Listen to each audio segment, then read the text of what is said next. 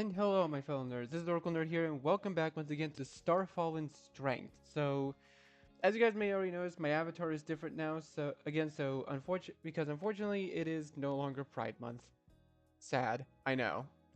We just entered July yesterday, and I kind of forgot to change my avatar, but you know how it is. Either way, I'm still the same person that I was last month. But anyways, we we last time we left off with a challenge that was right here, and it was either to accept her challenge or deflect. But might as well accept the challenge. Why not? I don't know what else to do here. Am I known for backing down from a challenge? Rona's eyes crinkle as he smiles proudly at me. That's my girl. I knew I was right picking you for the job. I merely straighten, a wave of satisfaction seizing me. Hugging her head to the side, her gaze turns more pointed as she gauges me from top to bottom. I don't know what she's meant to be seeing, but the intensity of her gaze flutters me a bit. Rona seems to come to a conclusion after a few seconds, nodding to a nearby chair. Take a chair. We're going to go over a few bases before you start the position. I know I know that stumbling through the job is part of how you learn, but let's teach you how to wield the sword before I send you over the war. I hold the groan. I know that I wouldn't be able to escape the administrative side of my future position, but I was hoping to keep it at bay for as long as I could. How exciting! Paperwork training? Really? What I signed for when I accepted the offer. Shouldn't we go over something more useful? I knew I said something wrong as soon as I finished my sentence. Bruno's whole face grew sterner, and my stand instinctively straightens under her gaze. She raises her hand and palm facing me. Organization, logistics, strategy, diplomacy, negotiation. Rona states, lowering each finger with each word as her voice turns more commanding. She finally rises from her chair, turning around to her desk to face me, her hands behind her back. Rona stands a bit above me. It's not much, but she still manages to pin me in place with a look. The Grand Commander's position implies that a part of your work will now happen behind the curtain. If you do your work well, and I know you'll do because I picked you, nobody will notice anything you'll be doing. That's how you know you did well. Not daring to interrupt her, I feel heat creeping up my cheeks. I often get berated for being too brash, and Verona tends to be more patient than most, bec- because she seems genuinely amused by it. I should have known better. Verona never jokes around with her position. Ow. Lennon, you're an amazing fighter and a gifted tactician, and your charisma makes people willing to follow you through the great below and back. But you'll also learn very quickly that once you start the job, you cannot just resolve all your problems by throwing yourself at them with a sword. Now take the chair, Captain. I'll whip a leader out of you. Aye, sir. She nods, satisfied, settling back down at her desk. Meanwhile, I turn around and grab the chair, trying to get will the heat off of my cheeks, and get my composure back. Bringing the chair back, I try to figure out where to put it. Not sure how much this would change anything, but I'll just sit in front of her. It's fine. I sit, I sit in front of her using the desk as a rampart between the two of us. Rona's, Rona raises her eyebrows slowly, but she makes no further comment and starts looking through the documents in front of her. Let's start. There are 3 rules of Skyward that I have abided by since I started my position as its commander. If something goes wrong, it's on me. If it's too silent, there's a problem. If I have to choose between making sure that everyone is well fed or well armed, always choose the former. I find it funny that she has the same tone as an overworked parent. Still, I can't help but pause hearing what she just said. Expecting anyone, even someone as competent as Verona, to be solely responsible for everything wrong that could ever happen is definitely not a healthy mindset. How is she even sleeping at night is beyond me. Challenge Verona's view, nod and listen. I mean, in modes like this, you might as well just nod and listen. Just go along with it. Even if I don't agree, I believe that Verona's saying holds some truth. Even if if she's the one making the big decisions, she should be the one responsible for them. After all, she's dealing with everything so well.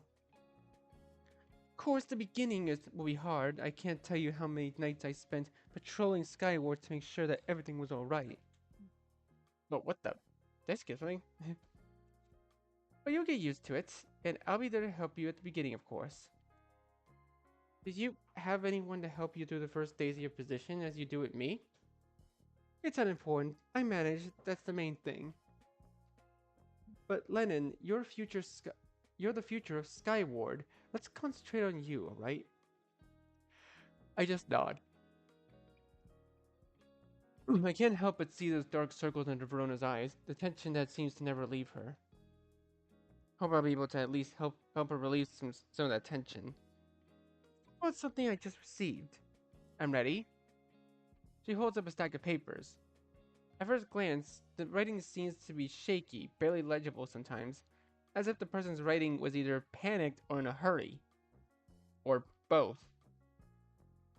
We received those 3 reports today. They mentioned people disappearing in a nearby forest to not ever return. You need to send a team to investigate. She pushes the stack of papers towards me. They're all dated a few days to a week apart from each other. I stop reading when it hits me. I have to send a team? She rests her chin on her hand, smiling lazily. Of course, Grand Commander. That's what will be expected of you soon enough. Any thoughts about that team you need to send? I use the honorific coming from someone generally calling me her girl is nearly enough to make me lose a train of thought. I cough to regain some of my composure. I would definitely be careful of who I'm sending and how many, given the arson attempt, and with the lack of information about their motives, we might need backup here. She hums, satisfied. You see, you're already a natural. The praise makes my cheeks flush, but I don't let it fluster me. With great effort. I would send a small group to resolve the situation. We're just sending them with that? Resolve the situation? Of course not. I would send them with a clear objective. Which is? I think for a few seconds, people are disappearing and I need to know what's happening. I mean, resolving the situation implies understanding what's happening. That find the victims and stop whoever or whatever is making them disappear. So at the end of the day, the wording doesn't really matter. It will maybe end on the same conclusion, and you might be able to pull it off, but try to put yourself in the boots of someone less experienced than you are. Let's imagine I'm the Grand Commander, sending you to resolve the situation with 3 reports to boot. You're a young recruit. It's maybe even the first mission I'm sending you on. What would you do? Panic? Rona snorts, hiding it behind her hand. After that, I'd probably first lose a few hours to understand what I'm supposed to start with and come up with a plan. Exactly. Try not to look as scary as I do. If people were more willing to talk to me and tell me they didn't understand what I meant, my job will be easier. I frowned. Rona is impressive, that's for sure, but she's not scary, at least to the people working there, and when she's not angry. I'm not scared of you. That's because you're my special girl. Let's start again. What objectives do you think should take precedence, and what does each of them imply? If we focus on rescuing victims, it means that the team will have to act fast. The report is dated from 2 days ago. We might even be able to find someone alive. The team will probably have to track down from where the last victim was last seen and follow their trails, but without much information, they might not be ready to face what took them. It's right. As you mentioned previously, we won't be able to send anyone too experienced, as we might need all hands on deck to prepare if anything happens here. But if we wait too long and have the team investigate, there might not be any victims to save. Worst case, we might even lose the trails of whatever took them. She nods. Can't we really spare someone more experienced? so we can at least build a team around them to increase the chance of mission succeeding? I'll be more confident with Mercer, Petra, Dion, and you guarding the house. I have a bad feeling about something. A bad feeling?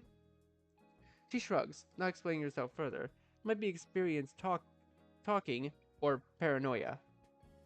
Let's send August. They're still a bit blue on the field, but they're a good warrior. We can build a team around them. It would indeed greatly increase their chances of success, but still a bit inexperienced. We're running in the dark here.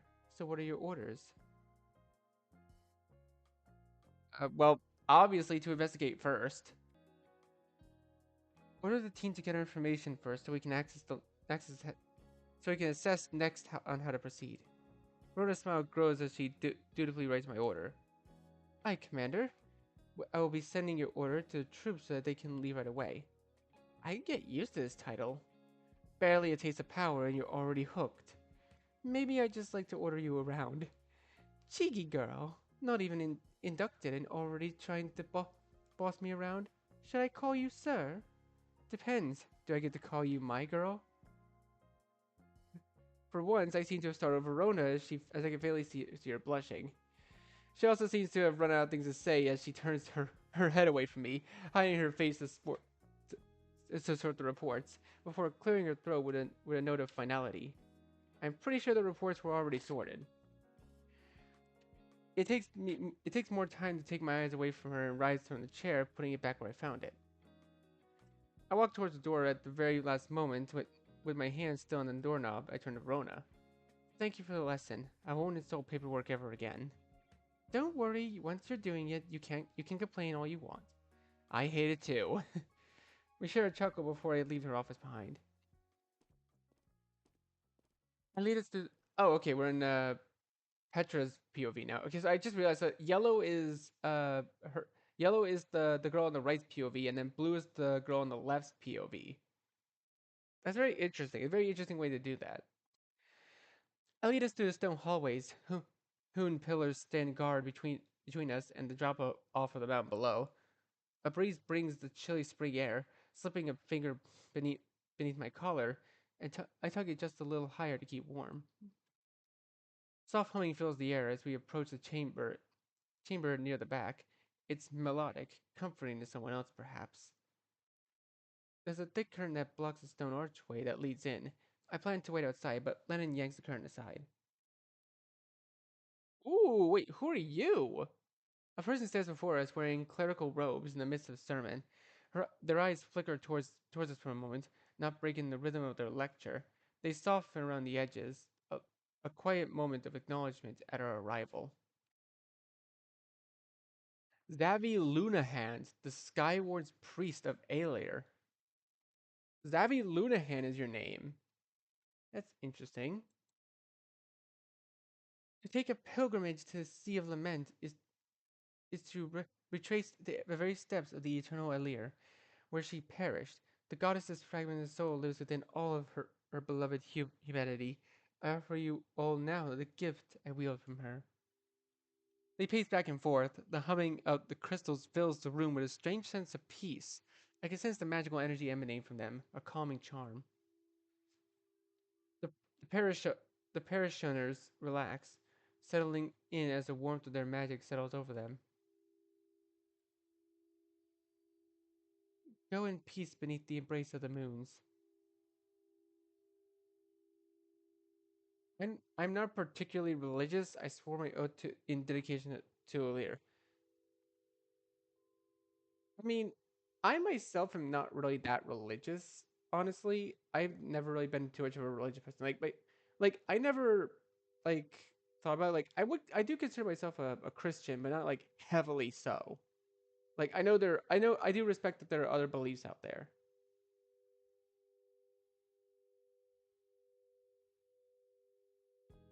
Okay. I mean, I'd say the first one sounds more like our character though. I took my oath to protect and defend the others in the name of the goddess. I won't spend as much time at her temples, but I still carry a part of her with me through my actions. Lennon and I stood aside as people filed out. As we enter, Zavi adjusts a few papers behind the podium. Priest Lunahan, we were hoping you could help us with something. For a brief moment, their gaze flits from hers to mine. I figured I couldn't be so lucky as to have a few new attendees. I assist you with? They gesture for us to sit. Lennon does. I remain standing. There was an incident earlier. I heard vague mention of it, but no details. Is anyone injured? I can see that they are healed properly. No injuries. We had a break-in. A thief broke into the library and burned a book. Didn't like the contents?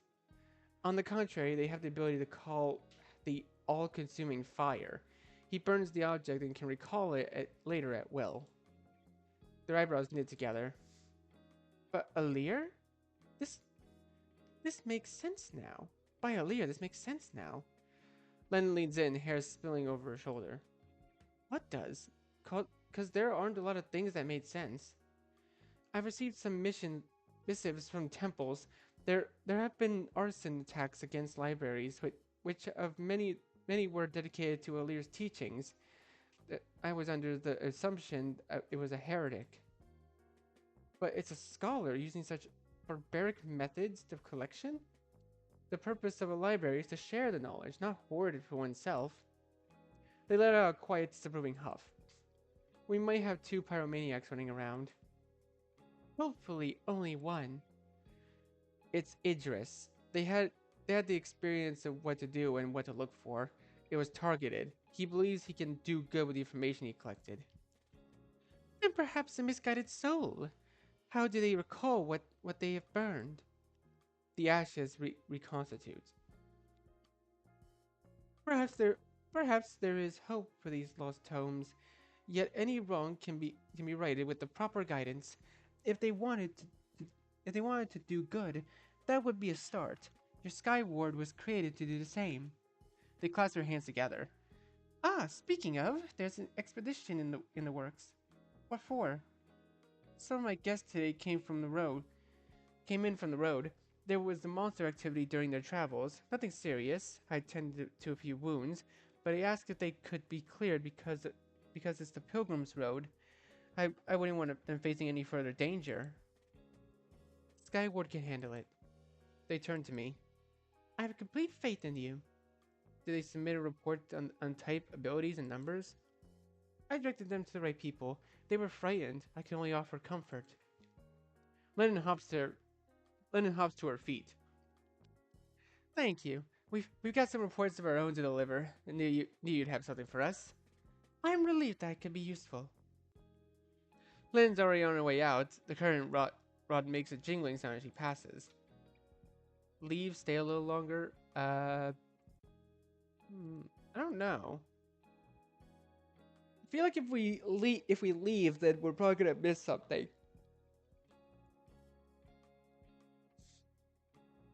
Might as well stay a little longer.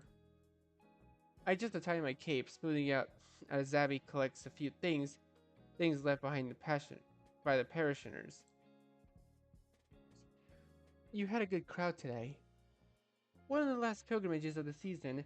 Once winter's chill sets in, faith is best kept burning at the hearth than on the road.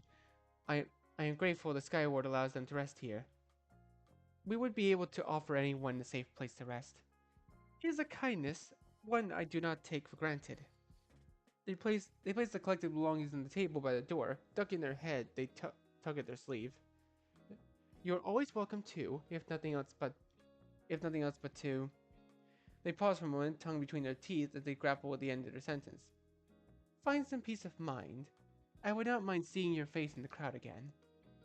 The last time I did, I had thought that I added too much pressure on you with my presence. You seemed nervous. Not at all. You just... They let out a quiet sigh. I just wanted you to enjoy it. It's not... I didn't want to get anything wrong. Okay, added pressure. There, added pressure. I will endeavor to be less nervous under your watchful gaze. Ah, Lennon is more than welcome as well. I understand that her training and work keeps her busy. Not, not that it doesn't for you as well. I didn't mean to imply. Your endeavor is going poorly. That finally makes them laugh, shoulders dropping. The stained glass mural glints with the late afternoon sunlight, the twin moons, and a glittering field of stars. Zavi follows her gaze. Some prefer to have depictions of Alira's human form that she took when she walked the world with us. I have always found comfort in the light of the moons. I have I have seen a few versions of what she may have looked like in tomes of the library. There would be none alive who would remember with certainty. I only know how I imagine her. How do you? They pause for a moment, eyes sweeping downwards. Perhaps I will show you one day. I would be interested. What I have learned is that there are so many ways to interpret her gifts. I always believed that those with such elevated abilities and natural talent for magic were favored by her, such as yourself. It's not just talent. I've worked hard to wield this power. I am doing a poor job of explaining that I am impressed by you. Your dedication to all you do is inspiring. I don't know if it's inspiring. I found it to be. Why do you think I never want to misstep during a sermon while you watch? If everyone worked half as hard, I think that the world would do very well for itself. I let that settle in for a moment. Oh, thank you. They shrink a little, ducking their head. It's what I believe. They work on refluffing the cushions and giving the place a sweep. When did you decide to be a priest of Alir? I had thought for a long time I wouldn't get the chance. Most of the leaders in her temple are. They pause for a moment, growing quiet. Well, not like me growing up. The healing arts, the blessing of the moons, these were talents passed from mother to daughter. It, I came to I came to it later, but I always knew this was what I wanted to do. My family has a long history with Alir. Lunahand was the title once gifted to her most dedicated followers, from which from which our lineage was traced. As her descendant, I grew with the faith. It it was only natural for many in my family to serve as her priestess. My calling is to help people with her name, to understand her and her gifts. Would you have chosen it if you were born to a different family? That is a noble undertaking. And I can't just say the music in this game is really good. Like, like honestly, I wish I could hear more music like this in different games because it just sounds so relaxing, like something you just do work to, like study or draw or sleep. Like I don't know why. um, that's a noble undertaking. I nod, absorbing the words. Your gifts in healing are more than welcome here. I'm certain that Alir would be pleased to know that people do such good things in her name. I strive for her blessing. They fold their hands together, long dark strands of hair spilling down their shoulders. I shouldn't keep you. I'm certain you will have much to do. Keep me updated with that book burner. I'll be curious to understand more of their motives and abilities. I'll let you know when they've cleared out those monsters too. When we've cleared out those monsters too. It is appreciated. Be well, Moonlight guide you. Oh, I give him a nod and take my leave. When I glance back, I find their gaze lingering a moment before they hastily turn away. Wait a minute. Wait. Okay, wait. Developer. Wait. Meant to be, you kind of just surprised me there. I recognize this bridge. I recognize this bridge from Rectifier. This is from Rectifier, isn't it? It's the same bridge, just fancier. Or at least it looks like the same bridge. I don't know. I feel a cool breeze threading in from the open side of the yard, lifting my hair and smells of rust and pine sap, and the faint mineral bite of Skyward's old sigils cut into the stone when this was still a watch post. The training yard is never quiet this late in the afternoon. Not here, perched on the mountain's shoulder, where echoes slip along the hewn pillars, multiplying every strike and laugh into a rousing chorus. I hear him before I see him. No, no, Callum, you announce your stance like a herald. If you telegraph yourself so, I'll read your next three movements, and I only have one eye. Oh, wait, Dion? Okay, so that's your name is Dion. Wait, okay, that's a really cool design. I love the green hair. Three, three recruits have formed a loose ring around Dion with training spears raised. One tries to for his blind side, the boy shifts his weight and Dion steps aside without turning. He hooks the recruit's ankle with the butt of his spear, and it sets him into the dust. It sets him in the dust as gently as one sets down a little candle. First lesson, I'll always know where you are. The recruit on the ground grins, dirt on his cheek. The fallen is a souvenir he gets to keep. I make my way to the edge of the yard. The wall carries a glimpse of Mika, and I run my fingers along the shallow carving. Two crescent moons, Elira and Ilana, watching over the circle like silent judges. Beyond the open side, the mountain falls away. The wind makes a loud sound through the gaps, as if the compound is breathing. And Dion is the center of it all. He has gotten bigger since we founded Skyward. His shoulders broad from hours swinging the spear, his legs thick and planted like tree oak trunks. He spots me from this distance. It appears like he's winking, but it's because he lost an eye in a fight, roughed by scar tissue, roughened by scar tissue that where magic could have smoothed it. He refused healing when it happened. He said he wanted to remember. He cocks his head, a smile escaping his lips. The recruits are dismissed with a wave before they have fully understood the lesson is over. Finally, someone who can keep up. He spins his spear and places it on the ground, always a showman, even when there is no stage. Sweat darkens from his shirt, at the collar, and along the line of his spine. His forearms are bare, the veins visible from here. The late light warms his skin to a burnt gold. It is an inconvenient observation. Ready to lose, Commander? My voice stays controlled as I use my officious tone. I am not in the habit of losing to you, Dion. He grins. His grin widens I can't read today.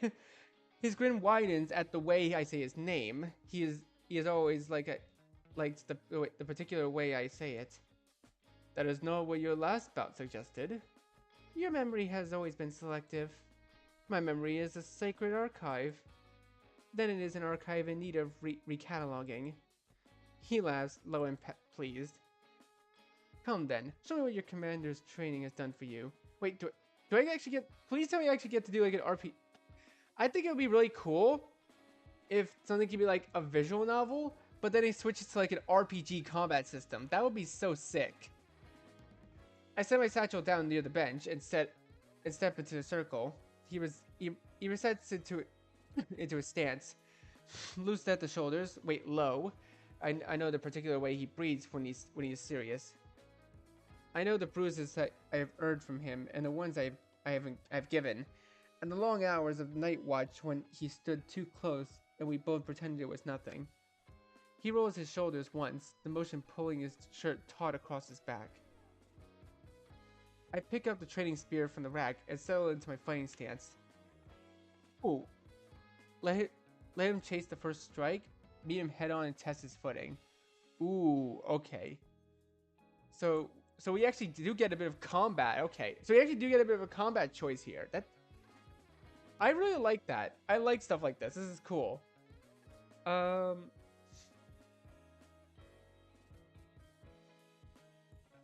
say meet him head. I'd say meet him head on. Then again, I also wanted to let him chase the first strike. It'd be interesting. You know what? Let him chase the first strike. I circle just out of reach and let the moment stretch. He watches my feet. His smile sharpens, like he recognizes the game and is pleased to be invited. We circle once. I feel a bruise on my shoulder. His brow tightens and smooths, refusing to show concern. Let me guess. Petra? I lift my shoulder and the ache answers, sharp enough that I have to breathe through it. My fingers find the sore spot, rubbing it slow at the muscles. During the chase, nothing of consequence. His jaw sets. The hard line of his cheekbone catches the light. His nose is slightly off. True, an old break that I never healed back straight. That I shall aim for it. With a schoolboy grin, he lunges and I dodge with a roll. He closes the gap and swings for my shoulder. But my spear waiting, I catch his torso, tearing a rip through his tunic. He looks down, momentarily surprised. I pause to see if I scratched him. Gauge his response. Then he grips the hem of his shirt and pulls it over his head, one smooth motion. For a moment, the yard feels quieter. His chest is matched with pale scars. I know the long one near his ribs. A near miss from our second year. Sweat collects at the hollow of his sternum. His abdomen is carved marble. A mossy trail leads from his navel to his trousers. Below that is territory I've spent significant effort not cataloging. I decline to begin now. My mouth goes dry regardless. Shall we, Commander? He steps in when he resets his grip with the spear. His arms flex on the verge of bursting. The first exchange is fast. Wood meets wood. A dull jolt up my arms. My shoulder bruise flares bright. I swallow the reaction before it can leave my face. He passes close enough that I caught the heat of his bare skin, the scent of sunburned sweat, and something either unearthened. It is not earthier underneath. It is not unpleasant. You two are idiots. We pause just long enough to look. Petra sits on the fence, but with her notebook open, surely cataloging our foolishness alongside rations and patrol counts. You both threw that last exchange. Dion clutches his chest in mock offense. I would never! Lennon, Lennon didn't hit your blind spots, even though you left it wide open. Twice. You pulled that sweep because of her shoulder. You're both so careful with each other, it's nauseating. He climbs my neck. My fingers are still on my shoulder. I remove them as though caught. Is that your official assessment? It is. I have been sitting here long enough to feel embarrassed on both of your behalfs. Dion steps back, looks over at me. Ooh. Commander. He says, the title is softer than before. It lands like something private. Captain. I do not give him the satisfaction of adding anything more. We step out of the circle. We cool down near the yard's edge. The last of the onlookers drift away, drawn back to chores and supper. He uncaps Waterskin and offers me without looking away. When I take back our fingers brush, warm, rough on where the calluses have built. The contract is brief, and still it registers. I drink. The water tastes sweet, and I realize how much of my body's been craving at this moment. When I lower the water skin, his attention is still on my mouth. Petra hops down from the fence and joins us, notebook tucked underneath her arm. The set of her mouth says she has already decided she dislikes whatever comes next. Now that we are alone, we must discuss Idris. Dion's easy manner quiets. He rolls his shoulder once, then stills. There's already talk about the prisoner. There's always talk. Not of this sort. Some veterans are not content with keeping him breathing. Petra snorts. They are content with anything that lets him feel righteous. Dion's golden eye returns to me steadily. What shall we do with Idris? He asks it like my answer will become law the moment it leaves my mouth. He does not pretend otherwise. It should irritate me. I keep my stance composed, though my shoulder still aches. My gaze flicks to his bare chest, the sheen of sweat along the planes of muscles, the way he stands through the world, as though the world can be shouldered.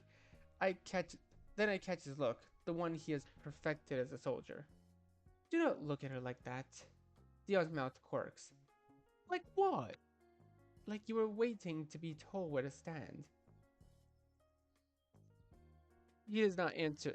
He does not answer at once. His jaw tightens and realizes his gaze never leaves me. Commander, here's the truth of it, Lennon. He will do whatever you tell him, even if it is the wrong thing, especially if it is the wrong thing. I am not a dog. Worse, a sheep. Leon's gaze flickers with fire, then it returns to me, waiting again. He is close enough that his warmth reaches me when he shifts. Ask for his opinion, give my command. I don't really know.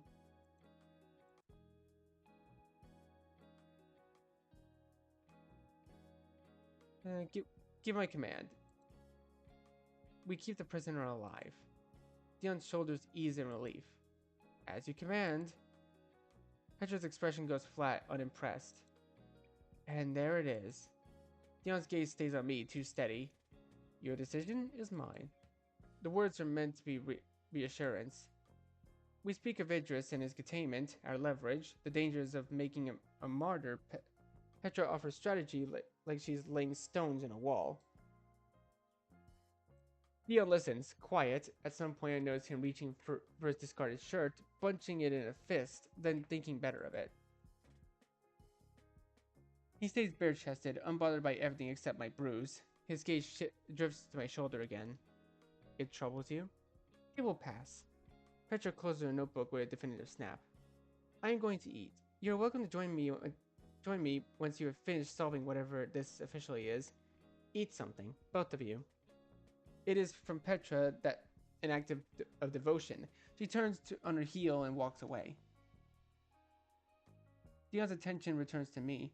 A tempered grin curls on his lips. Now, you know, Len, if you wish to spend more time with me, you could simply ask. There is no need to hide behind sparring. 3 choices this time. Okay. Flirt back and make it a game. Go dry and make him work. Risk sincerity.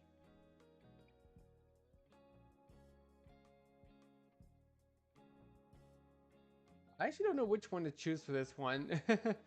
Oh,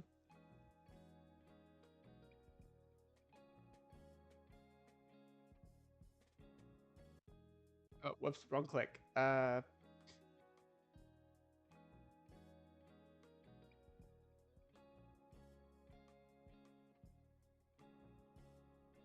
You know what? Flirt back. Make it a game. Careful. One might suspect you desire my company. His grin sharpens, pleased. Let them suspect. I've, I have tired of subtlety. We walk towards the skyward as the supper bell carries through the grounds. Dion is quiet for several steps, arranging his thoughts. Verona would hang my head from the gate if anything happened to you. Your imagination is vivid. It is accurate. His gaze cuts to me, then away, like he resents how openly worry sits on his tongue. So, as a personal favor, do not run directly at arsonist again. I shall take it under advisement. That is not agreement. It is not refusal. Len. His golden eye stays on me. I feel like I'm staring into the sun. I need you to be careful. Skyward needs you. I need you. He catches himself, retreating to duty like it's a bunker. I require you to remain the commander. No, I cannot do my work if you are not doing yours. It is a deflection. I let him have it for now. I shall be careful. Promise? I promise. He breathes again. Good. Come, I am starving, and Mercer will devour everything that does not flee.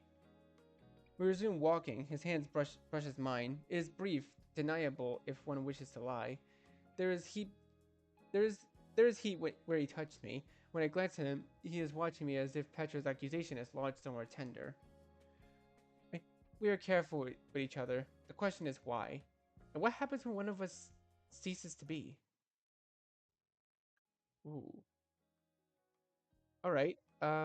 I think this is actually a good time to leave this video here for now. So, anyways, thank you guys so much for watching. Be sure to leave a like, comment what you think, share this video with your friends, and be sure to subscribe and click the bell so you don't miss a single notification. I'll see all of you in the next video. Goodbye.